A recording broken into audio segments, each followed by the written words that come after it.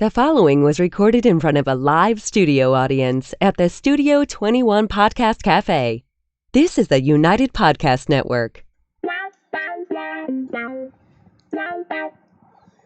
And welcome to the Writer's Block Podcast. I'm Mandra Biscornet, and I believe everyone has a story to tell. What's yours?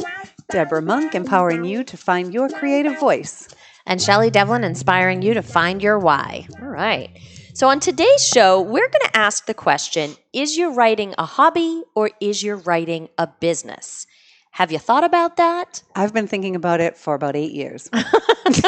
Really? Yes. And what's the conclusion, And what Deb? do you think about it, Deb? The funny thing is it's only in the last 2 weeks that I've finally gotten an answer, because hobby and business, if we were to define them, a hobby is an activity done regularly in one's leisure time for pleasure. And a business is a person's regular occupation, profession, or trade, or the practice of making one's living by engaging in commerce.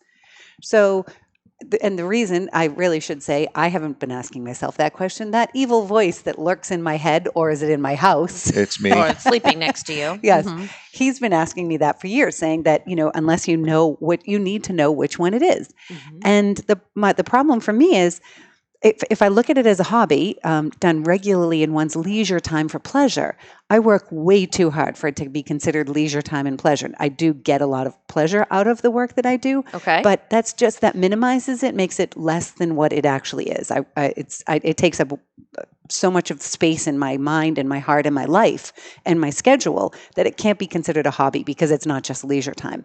And then business, the way a business is determined if it's successful is, are you making a living at it? Mm-hmm. And so I can't quite say that I'm, making a living completely on writing either. Because you Nowhere near. Because you still only have one shoe. Yeah, exactly. Yes. So in a way, when I look at those two things, and I almost felt like I was failing. I'm failing. It's not a hobby, and according to the definition, it's not a business. So I've been looking for a third category for a really long time. A hybrid. And it never occurred to me. So for about 6 years, I've spent thinking I need to answer that question and coming up with the feeling of failing. And that just feels like such the wrong label for sure. For something that I love so much. So ironically, it was David Baldacci who said, and I'm quoting him as close as I can remember, he said, for him, being a writer isn't a hobby and it isn't a business. It's a lifestyle. So he's writing all the time. Now, he apparently was a lawyer. He worked as a lawyer. He had a family with young kids. And so he would go be a lawyer all day. He would come home, spend time with his family. And then at 10 o'clock, when his family went to bed, he would write for 4 hours from 10 till 2. Wow. And he did that for decades. This is David Baldacci, decades before he became the huge publishing success that he is now. So although he does make his living at it now, clearly he isn't a lawyer anymore. It didn't start that way. To him, it's still the same thing. It's his lifestyle. Everything he's doing, everywhere he's going, every impression he's taking in from the world, that's fueling and feeding his writing. Mm-hmm. So the fact that it at one point was not making money, and at this point it's clearly making a lot of money for him, hasn't changed to him in his mind that it's now a business. To him, it's still his lifestyle. And so I feel now that you have an answer. I have an answer. That's what it is for me. Mm-hmm. Because whether I'm teaching dancing, I am still observing people and often words and thoughts. There are many times when I have to stop listening, and they all know it. Hang on, I got to write that down. Yeah. Mm-hmm. They'll describe something, or they'll describe a feeling that will just be so well said that I want to take a note on it. Or they give me something to think about later, or they reference something that could possibly be an answer in my book. So for me now, it's a lifestyle. This is what I do with my life. And so, in finding a third option, would you now say that fits for you completely? And so, how do you know if you're successful? Well, see, that's the thing. Because before, I was feeling like I was failing. Because the other two options have very clear ways of knowing, okay, this brings me pleasure, so it's a successful hobby, and I like spending my extra time doing that. The other business, okay, I am making a living or making a profit. That's a clear definition of success. With this other option, this lifestyle option, how do you know if it's succeeding? Well, see, I think that's the beauty of it is, for me, I get to decide.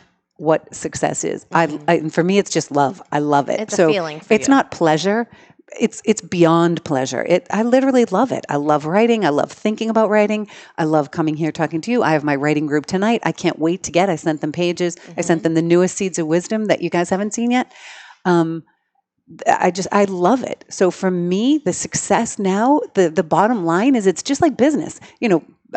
I don't know I went to Bentley College. You'd think I know this, but expenses, Jonathan, how do you do the bottom line? Bottom line profit. The bottom line profit, it's a spreadsheet where there's a column you add up. So for me, the bottom line of my spreadsheet of lifestyle is, am I still loving it? Then I'm going to keep doing it.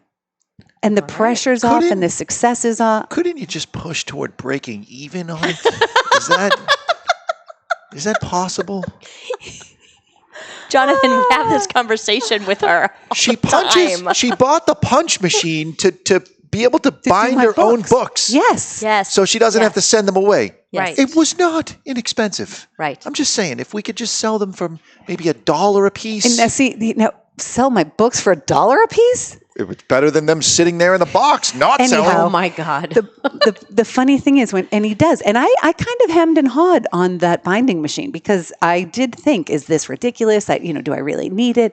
Do you know how much? Yes, it is ridiculous, and yes, you do need it. Exactly. Both answers were yes. There you go. I put it on a special table. It makes me Did you have to buy the table? No. Did you have the table? No, but I'm planning on buying another one because it's a little tight with my paper cutter. It's not quite right. It's not quite right for that machine. Yes. But the point is I look at that and it really makes me so happy knowing that the books are in my control, that when I finish it, when the cover comes back from the Lovebird's Empty Nest, which is one of my newest Seeds of Wisdom, when that comes back, the cover comes back, bam, I'm ready to go.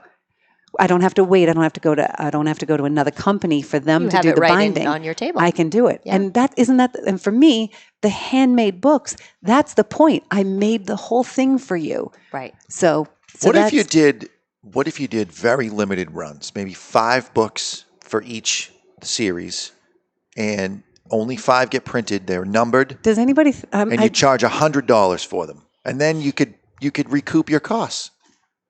Sort of. What is what? Never mind. This is where her and I just don't see eye to eye because I want to turn everything into a business. Yes. Because I've done my whole life. I've done things that I like to do, and I get paid to do it. I get paid to play, really. So, and does that change once you are paid to do it, or once it becomes a business? Does it take away any of the passion? No. Okay. No, it doesn't. Fuels the passion. Can I get paid more for this? Can I make it better, a better experience for the other person? Yep. All right. I think we need to go to Shell. I think we Shell definitely do. I agree with both of you, with both exactly. Deb and Jonathan. Well, yeah. I love the idea of the lifestyle, by the way. I love that. You do? I thought you'd hate it. Wow. I hate hobby. I hate hobby I hate too. hobby too. I hate hobby. Hobby gets a bad Hobby's break. like stamp collecting. Yeah. Yeah, No I crochet. offense to It's a stamp craft, collectors, not an but- art. And you create I art. crochet every once in a while because I like it, and my grandmother taught me to do it, and it makes me. I love doing it. Once or twice a year. That's a hobby. I do this all the time. Anyway. Next time you crochet, I'd like a giant onesie like Dave Chappelle has in his latest thing with a zipper. I made you a bathrobe. Remember? Oh my God. Yeah, but I want a onesie now. So Okay. figure All right. that I'll out. move on. Yeah. All right, Shelly. Well, as an author or a new and coming author, right? Up and coming. Up and coming. Yes. I agree with Jonathan that it's going to be the break even because that's already inside my head on, how many hardcover books do I need to sell to recoup everything? Not including in my time, but actual costs, dollars that came out of my pocket. Correct. So I can do that. And of course, I'm only coming from the background of what I've done my whole life is creating art. I love the lifestyle because I've lived a lifestyle of being a hairdresser in every avenue. And when we were talking with our kitchen group the other day with you guys, I was saying that we were having it was getting debated on I was getting a little hot. I was getting a little heated. Yep. Because Mandra was you're the prescription pad. So Right. I felt like you were leaning towards the success was tied to money. And that gets me a little heated because I fall on the Deb side where it's a lifestyle and I love what I do. And I don't look at the numbers. The numbers come because I do what I do and it happens. So there was a part 2 of my book has this little lead in. But wait, because I got to jump back in here. Yeah. Yes. some people in the group have spent a lot of money on artists and not naming any names, Deb. Things, and seeds and whatnot. God, yeah. Right? Rocks. Interview, phone coaching, whatever, rocks, seeds, whatever it may be. And so my point is always, can you just recoup what you've put in? Agreed. So then Totally it's agreed. not, or some of it, I guess. Because you don't want your lifestyle to be living out of a trash can on Main Street. Hello. I'm just... The funny thing is, I don't want to do it. I can't live on the street. I need to have a house. So you can't just take all of our money and just He needs to put his shoes spending somewhere. He needs to put his shoes somewhere. I didn't mean to open that door. I'm just saying, when you put a lot of financial... Yeah, when it's money out of your pocket. You want the return to be, yes, I feel good about it. I love it. I'm passionate about it. But maybe I can also recoup some of those expenses. Maybe not all, but Correct. some. Correct. Or else you just keep putting it out, not knowing what's going to really... which is what I'm doing. really knowing what's going to help and Yes. what's going to not make a difference. Right. She Throwing is money the at it. coupon queen, and she spends like $14 at a time, except for that binder machine. I mean, she's very frugal. Yes. So it's not like she's shelling out thousands of dollars a week. It's like every And the once in a thing is- while, it's a few hundred, and then mostly it's $14, and she makes me go through the line behind her. Because So you can only she use has one the coupon at a 14% time. off coupon, and I have the 14% off coupon. Absolutely. So we can Exactly. both get it. Yes, and he hates doing it. I always tell the hates lady it. that this is for her. Yes. It's not for me. She's cheating the system right now. The thing is, if I do have a job, and I have a job that I love, that I don't want to give up.